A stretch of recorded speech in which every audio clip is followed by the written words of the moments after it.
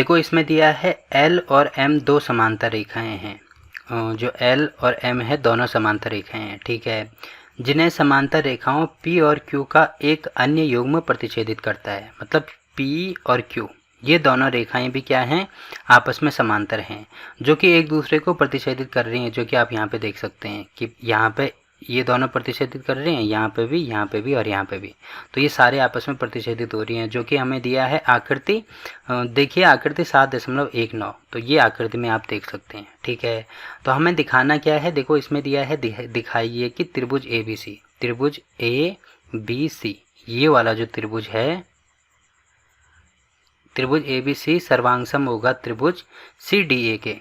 तो C D A मतलब C D और ए ये दोनों त्रिभुज, एक तो रेड वाला और एक ग्रीन वाला, ये आपस में क्या है, सर्वांगसम है। ये हमें प्रूव करके दिखाने हैं।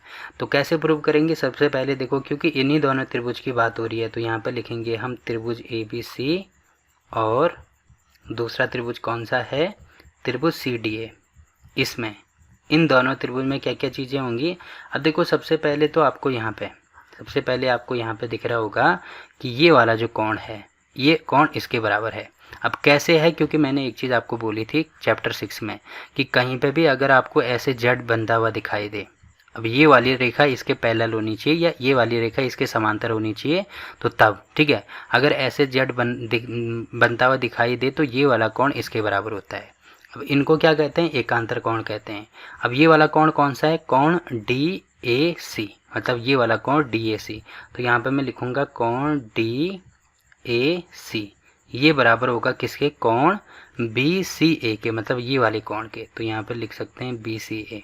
अब ये हमने कहाँ से लिखा, क्योंकि ये क्या है, एकांतर कोण है, एकांतर कोण, ठीक है। या ऐसे कर सकते हैं क्योंकि अंदर की तरफ बन रहे हैं तो अंतः एकांतर कोण भी आप लिख सकते हैं। तो पहली चीज़ तो ये होगी। वैसे ही सेम टू सेम यहाँ पे आपको दिख रहा होगा कि ये वाला जो कोण है, ये वाला कोण और ये वाला कोण ये भी आपस में बराबर हैं। अब क्यों बराबर हैं, क्योंकि यहाँ पे भी आपको दिख रहा होगा ऐसे जेड बनते हुए, ऐसे जेड बन रहा है और ये वाली भुजा जो है ये इसके समांतर है। तो यहाँ पे भी एकांतर कोण है, तो इसका मतलब मैं कह सकता हूँ कि कोण बी ए सी, क्योंकि ये वाले कोण की बात हो रही है ना, तो यहाँ पे लिखेंगे कोण बी ए सी ये भी बराबर होगा किसके, कोण डी सी ए के। तो यहाँ पे हो जाएगा डी सी ए। अब इसमें भी क्या रीजन लिखेंगे, ये भी क्या है, आपस में एकांतर कोण है। तो ठीक है, ये हमने लिख दिया। अब आगे आपको दिख रहा होगा, देखो दो कोण था हमने बराबर कर दिया। अब आपको ये वाली भुजा दिख रही होगी कि ये वाली भुजा दोनों त्रिभुज में है। जो AC भुजा है वो इस वाले त्रिभुज में भी है और इस वाले त्रिभुज में भी है, क्योंकि इन्हीं दोनों त्रिभुज की बात हो रही है। तो इसका मतलब मैं कह सकता हूँ कि यहाँ पे जो AC भुजा है वो बराबर होगी AC के, या CA लिख दो, AC बराबर होगा CA की, ठीक है। ये दोनों भुजा, ये भुजा इस वाले त्रिभुज में भी है, इस वाले त्रिभुज में भी है। तो इसका रीज़न लिख देंगे क्योंकि ये भुजा कॉमन है, या इसको हिंदी में बोला जाता है उभयनिष्ठ, उभयनिष्ठ भुजा। अब आपको यहाँ पे दिख रहा होगा, देखो ये वाला कोण, ठीक है, ये वाली भुजा और ये वाला कोण, तो आपको दिख रहा होगा एंगल, साइड एंगल, यानी कोण भुजा कोण। तो यहाँ पर लिख सकते हैं, इसीलिए त्रिभुज के सर्वांग समता की कसौटी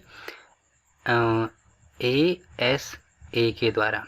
अब देखो ये सारी चीज़ें मैं आपको पहले ही बता चुका हूँ कि त्रिभुज के सर्वांग समता की कसौटियाँ क्या होती हैं। अगर आपने वो वीडियो नहीं देखी तो सबसे पहले प्लेलिस्ट में वो वीडियो मिल जाएगी, या ऊपर आई बटन में मिल जाएगी, तो वहाँ पे जाके आप देख सकते हैं। तो ASA के द्वारा हम कह सकते हैं कि ये दोनों त्रिभुज क्या हैं, आपस में सर्वांगसम है। तो लास्ट में यहाँ पे लिख देना, इसीलिए के द्वारा त्रिभुज ABC ये सर्वांगसम होगा किसके, त्रिभुज CDA के। तो बस यही चीज़ हमें प्रूव करके दिखानी थी, तो ये हमने शो करके दिखा दिया, ठीक है। तो ये वाला क्वेश्चन भी यहाँ पे कंप्लीट होता है। अब देखो क्लास 9 के सभी चैप्टर की वीडियो आपको नीचे डिस्क्रिप्शन में मिल जाएगी, तो वहाँ पे मैंने हर चैप्टर की अलग से प्लेलिस्ट बना रखी है, और किसी भी चैप्टर में कोई सा भी क्वेश्चन आपको समझ में नहीं आ रहा है तो वहाँ पे जाके आप देख सकते हैं।